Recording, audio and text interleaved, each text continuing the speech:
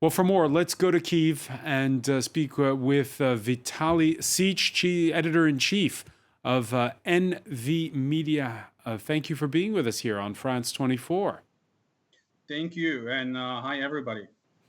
Let me ask you, because a few days ago, you penned a piece for the Atlantic Council, a Ukraine war diary, in which you spelled out that contrast between the brutality of the war the country's endured these last 90 days and this feeling where you are in the capital of people wanting to soldier on and get life back to normal. Well, yeah, I actually have a war diary that's been published by German Die Zeit and American The Atlantic Council.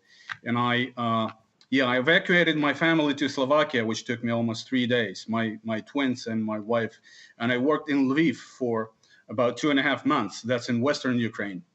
And I finally got back home after almost 80 days, and I were anxious to see how the city looks. And of course, it's not the city I knew before the war. There's a lot of fortifications.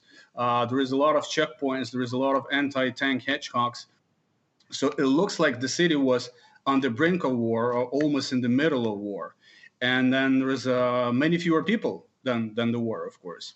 Even though a lot of people coming back. I mean, I have my own measurement system. I have 120 apartments in my residential complex. And during the peak time of the military, of the war, of the fighting, there were only 10 of them inhabited where people lived. Now we have 68 apartments where people live. So as I joke, we crossed the equator. And the mayor Klitschko, you probably heard of, he's quite a well-known boxing fighter, the city mayor Vitaly Klitschko. He has his own measurement system, and he measures the population of the city with SIM cards, basically the number of smartphones staying overnight in the city. And if before the war we had 3.6 million SIM cards staying in Kyiv overnight every day, that probably excludes just kids under 10 years old who don't have smartphones. And then during the peak days, there was only 1 million SIM cards, so the figure was down from 3.6 to 1 million. Now we have about 2.4 million SIM cards staying overnight in Kyiv. So you can see the city is getting back to life. Most restaurants are open, most cafes are open, but we still have basically huge lines at gas stations because the Russians have hit the major oil refinery and oil storages.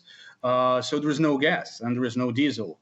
And there is one thing that's definitely missing in the healthy city landscape if you just look around, and it's the children. There are very few children. Very few children, and there's been this in the past few days, the Russians, as the Ukrainian Defense Ministry said, going all out, particularly in the east, in Luhansk region around this city of Severodonetsk, as we saw in that report. Is there this feeling that the pendulum has swung for good, or are people on tenterhooks? Yes, temporarily at least. That's why people are coming back. I mean, the reason people are getting back to Kyiv is because they believe it's relatively safe now. They believe, and I believe, that there is no way Russians can be here within 2 or 3 days. People got exhausted somewhere abroad. I mean, they don't always speak foreign languages in Poland, Germany, or France, for example, and sometimes run out of money. And here they all have apartments and houses, so they all got back because it's a fairly large country.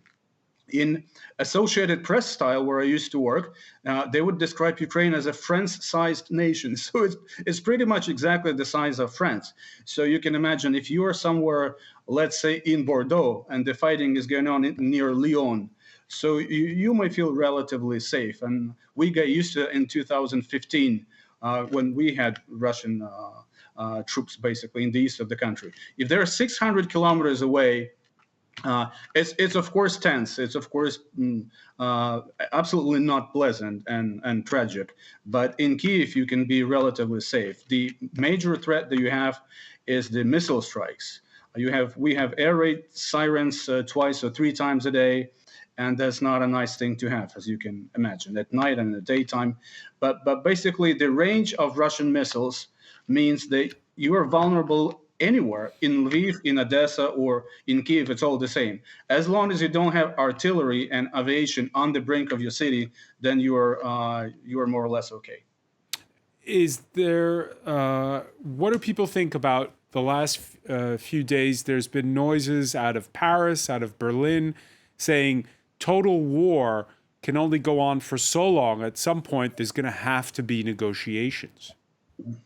Well, we're also like, we'd love to have negotiations, and we'd love this war to stop, as you can imagine. We've lost thousands of people, maybe dozens of thousands, and Russians have now lost about 30,000 people, according to our general army staff.